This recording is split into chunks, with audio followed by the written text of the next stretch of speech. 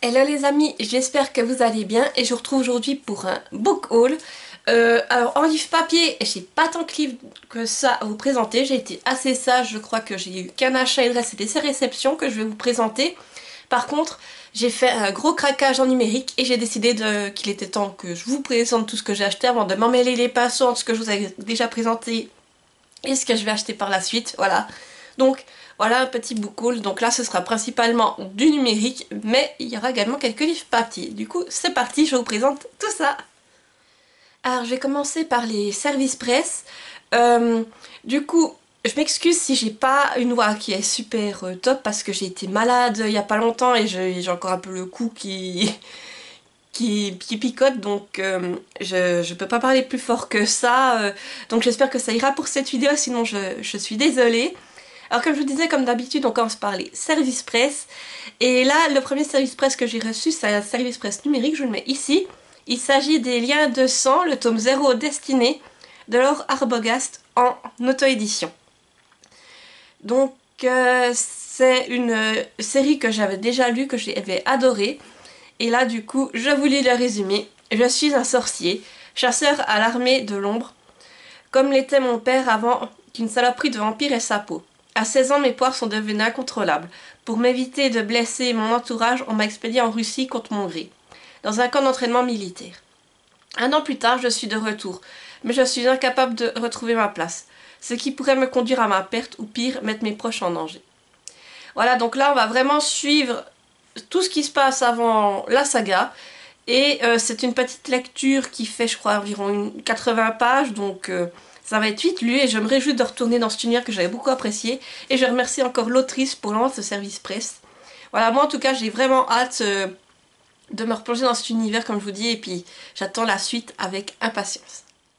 J'ai également reçu De lave, de métal et de rage, le livre 1, Les semeurs de mort d'Alexiane Delis aux éditions Michel Lafon. Je vous montre la couverture, elle est sublimée. Regardez, vous voyez, il y a des espèces de reflets, c'est juste magnifique.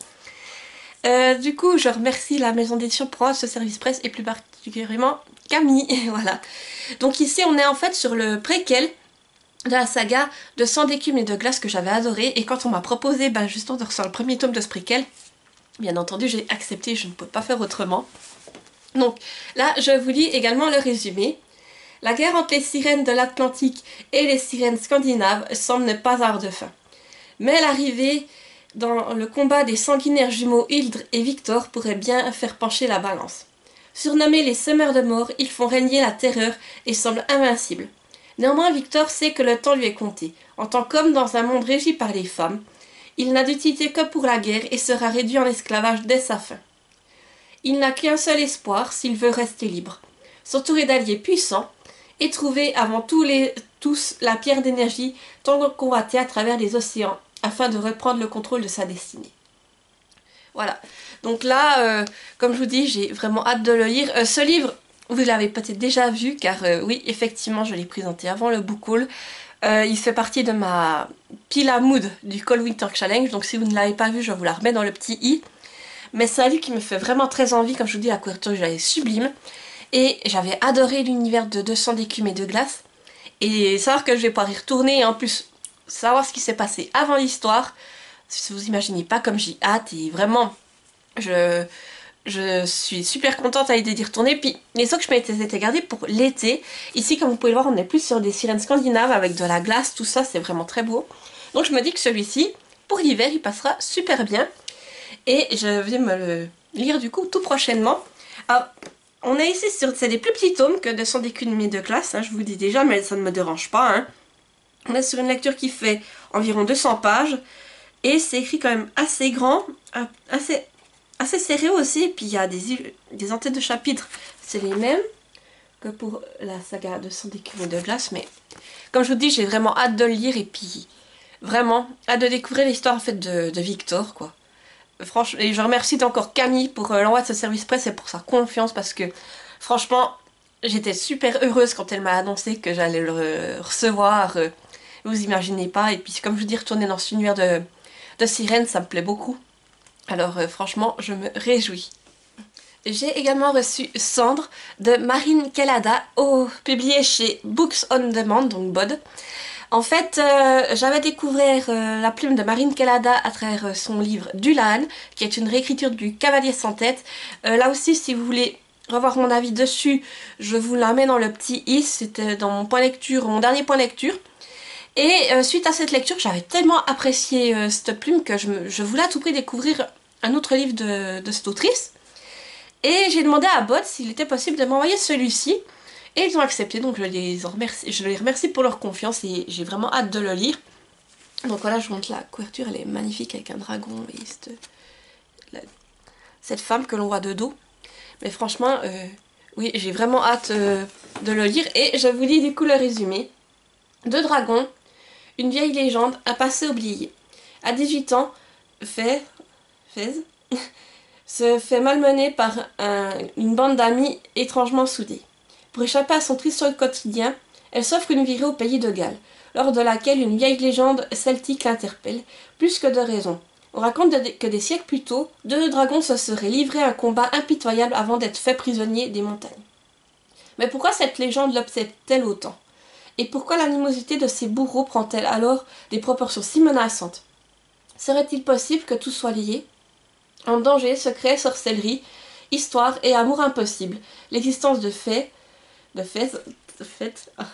ne sais pas comment on le prononce, ça, je m'excuse, est sur le point de basculer ou de s'illuminer. Voilà, donc comme je vous dis, ça me donne vraiment très envie, cette légende avec ces deux dragons, tout ça, ça m'a tout de suite interpellée. Je me suis dit que je voulais le découvrir aussi et voir comment la plume de l'autrice dans cet ouvrage-ci. Et voilà, j'ai vraiment hâte de le lire et je remercie encore Bod de me l'avoir envoyé. Ici, on est sur une lecture qui fait un peu plus de 340 pages. C'est écrit assez grand, c'est assez serré, mais bon, je pense que ça va se lire tout seul si c'est la plume aussi fluide que pour Dulaan. Je vous montre juste un début de chapitre, voilà, pour que vous puissiez voir. Mais franchement, il me fait très envie et vous allez le voir passer tout prochainement. Et le dernier service presse que j'ai reçu, il s'agit de L'appel du collier d'Alice Dumas aux éditions La Grande Vague. Je vous montre la couverture qui est sublime. Et je remercie encore Alice du coup pour l'envoi de ce service presse car il me faisait aussi super envie. Et j'avais envie de découvrir sa plume dans un autre registre, ici peut-être plus fantastique. Donc je vous lis le résumé. Prise en flagrant délit d'école buissonnière, Juliette, une jeune collégienne impopulaire, se voit contrainte d'intégrer le club d'archéologie de l'école. Mais au-delà de l'intérêt pédagogique, l'expérience prend un tournant inattendu. En découvrant un ancien collier, elle fait la connaissance d'Akiane, une jeune fille de la période de l'âge de bronze au destin incertain. Plus qu'un cours d'histoire, Juliette s'apprête à vivre une véritable aventure de jeune fille, deux époques. Donc oui, comme je disais là, ce sera peut-être une histoire plus historique peut-être à la fois et avec un point de fantastique, donc j'ai hâte de découvrir tout ça. Et franchement, le résumé m'a tout de suite fait envie, donc je me réjouis de le lire et de vous donner mon avis dessus. Donc c'est une lecture assez courte parce que c'est une lecture jeunesse qui est destinée pour dès 12 ans, d'après ce qui est noté. C'est un livre qui fait environ 120 pages, c'est écrit grand et aéré, et je vais vous montrer les en-têtes de chapitres, regardez, voilà, les en-têtes de chapitres, et il y a des illustrations également dans le roman, si j'en trouve une pour vous montrer. Voilà, regardez, il y a différentes illustrations encore, donc vraiment, je me réjouis de la découvrir et de vous en reparler. Alors maintenant on va passer à mes achats, je vais directement vous montrer le livre que j'ai acheté en format papier et ensuite on passera à mes achats numériques. Donc pour le livre papier, je n'ai pas pu me retenir, j'ai dû me le procurer tout de suite. J'ai acheté le tome 2 de Gilded qui se nomme Cursed, excusez-moi pour mon accent anglais, hein, vous savez que c'est pas mon fort, de Marissa Meyer et ses éditions de Saxus, et bien entendu j'ai craqué pour la version collector, c'est pour ça qu'il est encore sous blister, hein, le beau bébé. Donc voilà, j'attendais que ce tome 2 sorte pour me lancer dans le tome 1 qui est là derrière, hein, par là, je crois. Et maintenant qu'il est sorti, bien, je vais pouvoir me lancer dans cette lecture. Donc c'est deux beaux bébés, comme vous pouvez le voir. Bon, je vais pas l'ouvrir, comme ça au moins, pendant qu'il est sous blister, il est protégé. Mais pour le bref résumé, en fait, là c'était une réécriture du nain, oui c'est Duna Rumpelstiltskin, ça aussi j'arrive pas à le prononcer. Mais voilà, on était dans une réécriture, et là c'est du coup la suite, voilà, c'est voilà, c'est vraiment le résumé très bref, mais pour moi il n'y a pas besoin d'en savoir plus. J'aime beaucoup la plume de Marissa Meyer et je voulais découvrir cette histoire. Après je sais que certains ont été déçus. Moi personnellement je sais que c'est un livre qu'elle a écrit il y a quand même un certain temps. Donc je m'attends peut-être pas à retrouver le niveau des Chroniques lunaires, mais j'y vais quand même en pensant à faire une belle découverte et voilà. J'espère que ça va me plaire. Mais voilà, c'est une lecture dont je ne pouvais pas rater. Et en plus, vu les magnifiques éditions collector que De Saxus a fait, eh bien j'ai craqué pour les collectors. Voilà, je me suis fait plaisir pour cette saga, surtout que c'est d'une Marissa Meyer. Et maintenant, il ne me restera plus qu'à les découvrir, mais j'ai hâte. Surtout que ce sont deux beaux bébés. Et comme je vous dis, j'espère que je vais crocher à l'histoire et voilà, je vais vous en reparler tout prochainement. Maintenant, on va passer du coup à mes achats d'Ibérique. Donc, déjà, j'ai craqué pour une romance, on va dire, what the fuck, dont j'ai beaucoup entendu parler, que je voulais me faire mon propre avis dessus. Il s'agit des Ice Planet Barbarians.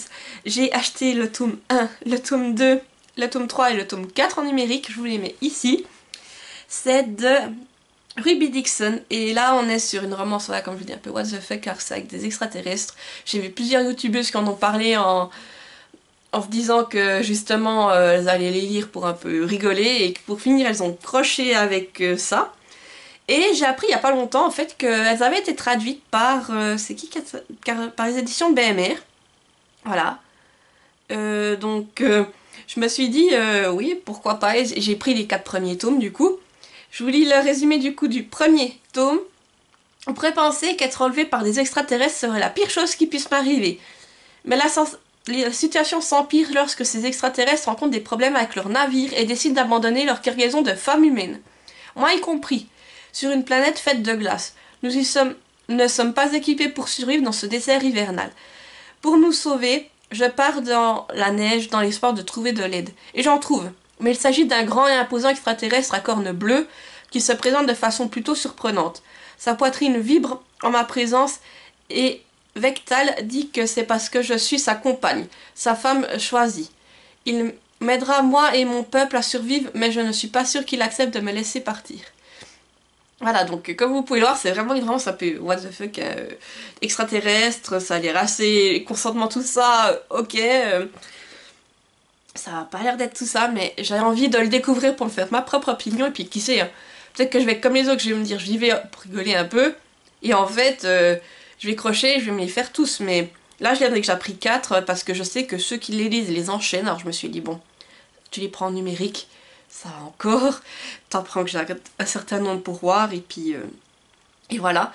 Mais et voilà, je suis assez curieuse suite à ce que j'en ai entendu et j'ai envie de découvrir tout ça. Je me suis également procuré la saga Diabolique, donc le tome 1, le tome 2 et le tome 3. Le tome 1 c'est Protéger ou mourir, c'est de S.J. Kincaid et ça a été publié chez Bayard. Du coup, je vous lis aussi le résumé. Avez-vous déjà observé un tigre? Il possède une mâchoire assez puissante pour broyer l'homme le plus robuste, des muscles d'acier capables de traquer n'importe quelle créature, pourtant lorsqu'il attaque, il donne la mort avec une grâce aérienne. Un diabolique n'est pas humain. Un diabolique est programmé pour être fidèle envers une seule personne. Un diabolique n'existe que pour protéger son maître, quitte à donner sa vie, quitte à en prendre d'autres. Voilà, donc c'est une trilogie que j'ai entendu dont j'ai entendu parler par Madame Errance, qui l'a recommandée. Et je me suis dit que ça avait l'air assez intéressant. C'est vrai que c'est une trilogie dont j'ai pas entendu parler, plus que ça. Et en lisant ce speech, je me dis ouais, ça pourrait m'intéresser. Et du coup, bah, j'ai craqué, je l'ai pris en numérique en espérant la découvrir prochainement et puis que ça va me hyper. Mais en tout cas, là, le résumé a tout pour me plaire.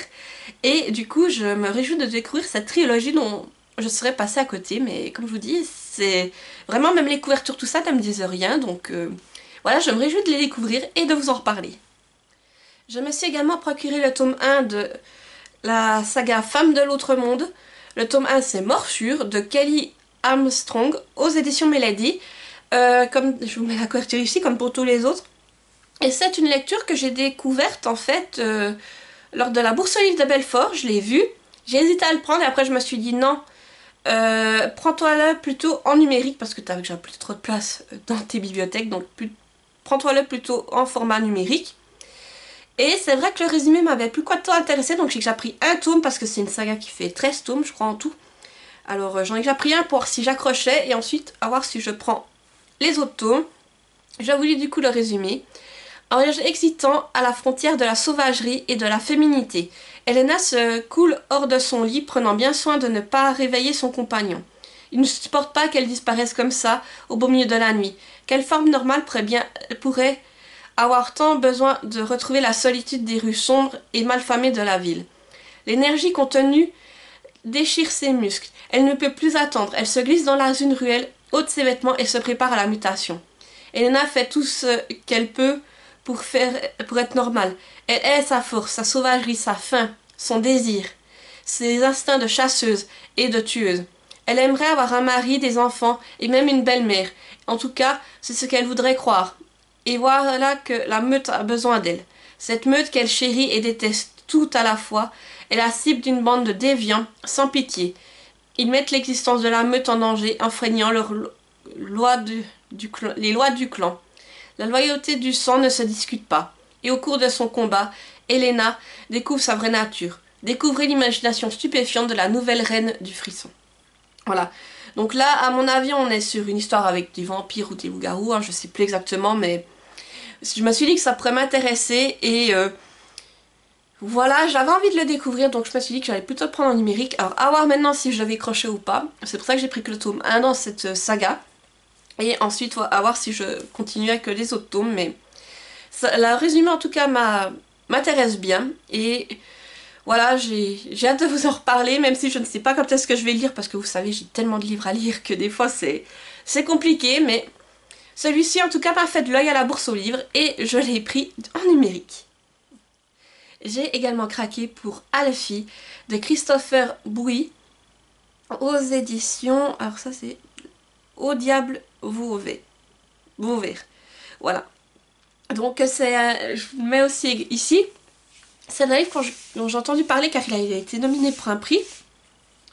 Et je sais qu'une de mes collègues booktubeuses en avait parlé.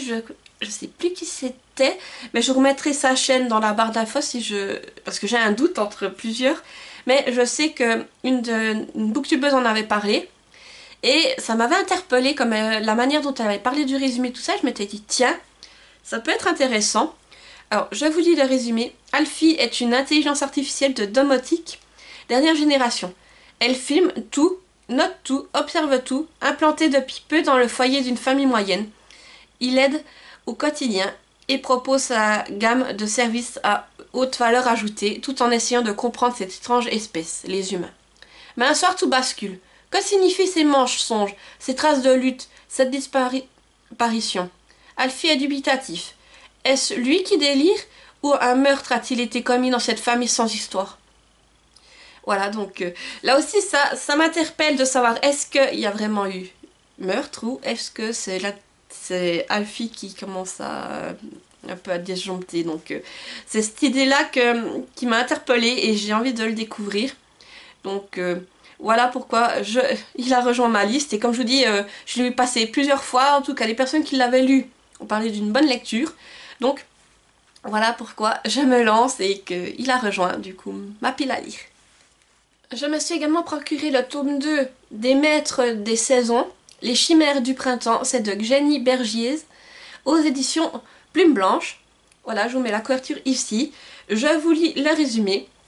Maître du Printemps depuis de nombreux siècles déjà, Mawid, ils ont vraiment tous des noms aujourd'hui que j'arrive pas à prononcer, je suis désolée, espère retrouver son humanité et sa mortalité. Doux pacifiste et rêveur, le bel Irlandais entame enthousiaste la liste des tâches confiées par les étoiles. Sa quête guide alors ses pas vers Dahlia, étudiante, musicienne et maman d'un petit bonhomme dont les gazouillis rythment sa vie. Seulement rien n'est jamais offert, surtout pour un maître de saison. L'heure est venue d'assumer ses choix et d'affronter les conséquences de ses actes. Voilà. Alors ça c'est un livre, j'ai le tome 1, c'était sur l'hiver, en papier. J'avais été un peu mitigée avec ce tome 1, je voulais quand même continuer. Mais j'ai décidé de les prendre en format numérique, voilà, et de les lire. Bah, celui-là, je pense que je vais le garder pour le printemps. Mais voilà, j'avais envie de continuer cette saga, de voir ce que l'autrice pourrait nous proposer. Et voilà, du coup, c'est une lecture que vous verrez peut-être plutôt passer au printemps prochain. Et c'est que j'espère que je vais plus crocher qu'avec l'hiver. Et mes derniers achats, ça a été L'Empire des femmes, la duologie. Du coup, je me suis pris le tome 1 et le tome 2. Donc le tome 1, c'est Sapientia de Cassandra Lambert aux éditions Didier Jeunesse. Voilà. C'est une saga une duologie qui me faisait envie depuis un moment. Et pour finir, j'ai craqué, mais je me suis dit, je vais la prendre plutôt en numérique. Je vous lis le résumé. À Sapientia, les règles sont claires. Les femmes dirigent et les hommes servent. Le grand tournoi annuel de gladiateurs approche. Toutes les jeunes filles attendent l'événement avec impatience. Toutes sauf Adonna. Que l'enjeu terrifie. Il faut y choisir son favori dans les géoles de l'arène. Les hommes n'ont qu'une idée en tête, survivre à l'épreuve. Mais pour Hélios, survivre n'est que le début d'une mission bien plus ambitieuse. Pour chacun, un long combat commence. Voilà. Donc j'ai trouvé que c'était une histoire qui avait l'air intéressante, c'est de voir le fait d'un monde dirigé par les femmes. Voilà ce que ça pourrait donner. Et en plus, c'est une duologie, donc je me dis que c'est quand même pas une énorme saga, donc j'ai franchi le pas et j'avais envie de la découvrir. Et du coup, je me la suis pris en numérique et maintenant, il ne reste plus qu'à trouver le temps de la lire et de vous en reparler. Voilà, j'arrive au bout de ce book haul. N'hésitez pas à me dire en commentaire si vous avez lu certains de ces livres et si vous les avez appréciés. Peut-être que vous me donnerez envie de les lire plus rapidement. Et sinon, n'hésitez pas à me dire aussi les livres que vous avez achetés récemment. Et comme d'habitude, si vous êtes trop timide pour laisser un commentaire, eh bien mettez-moi un emoji. Ben, là, c'était le book haul, donc mettez-moi l'emoji avec les livres qui sont entassés les uns sur les autres pour me dire que vous êtes là et que vous avez regardé jusqu'ici. Sinon, n'hésitez pas à mettre, comme d'habitude, un petit pouce en l'air pour me soutenir, à activer la petite cloche et à vous abonner. C'est gratuit et ça me soutient et me motive à vous faire de nouvelles vidéos toutes les semaines. Voilà. Donc, je vous dis à bientôt pour une nouvelle vidéo et portez-vous bien. Bye bye!